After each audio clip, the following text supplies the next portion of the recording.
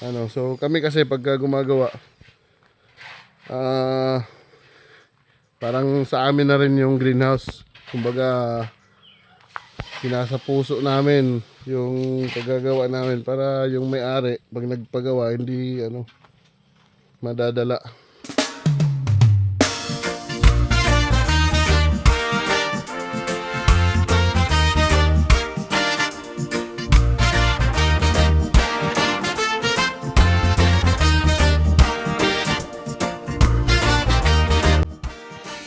Good day, good day, good day. Nandito ulit tayo ngayon sa DRT.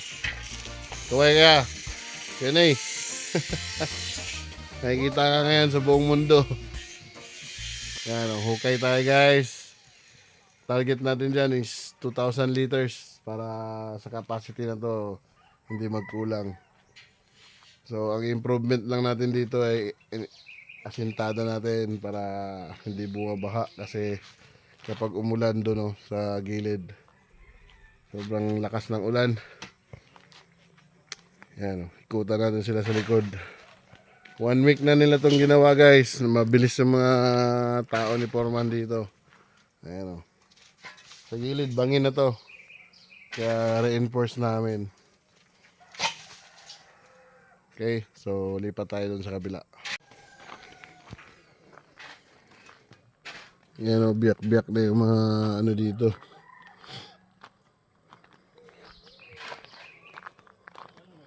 Importante talaga itong may CHB dito sa gilid, may asentada dahil yung lupa yan kalaunan ay bibigay. Yan, pag bumigay yan,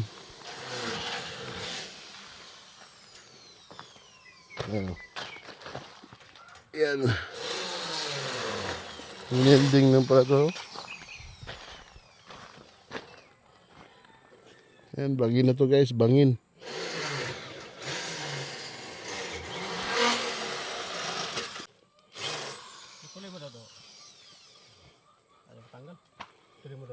Si Uncle Larry. Meron na dito eh. Kakabit tayo ng C-channel ngayon para malak na natin ang Dito, nakaano dito.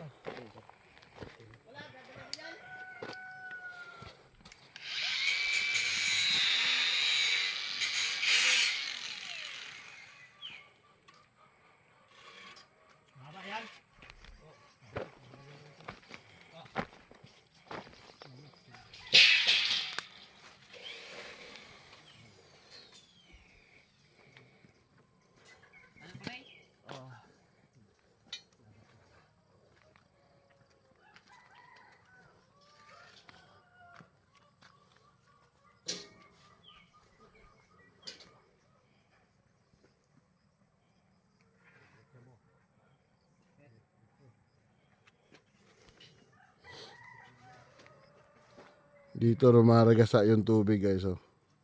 Pak. So ang gumawa nito hindi nila kinonsider yung tubig papunta dyan. So pasok na pasok dyan. So landslide.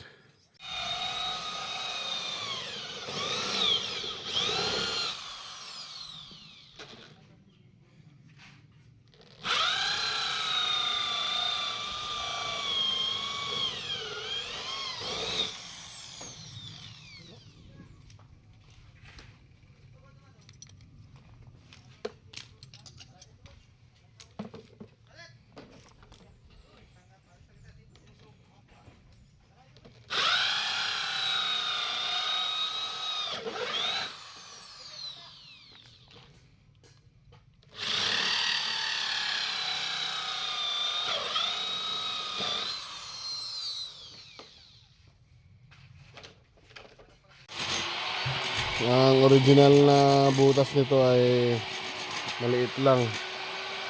Ayan. So ang kasya lang na butas is maliit lang na net pots. So ang ginawa natin, nagpalaki tayo ng butas. So yan, marami-rami na silang nabutas guys.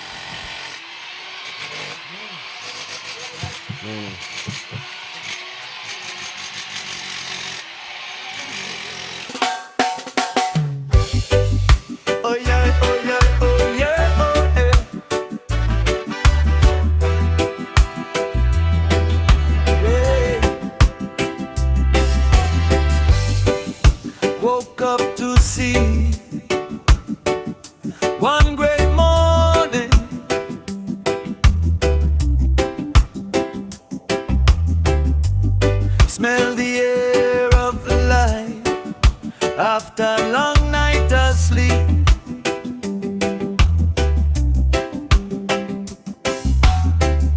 Mind is open, soul is happy, my friend.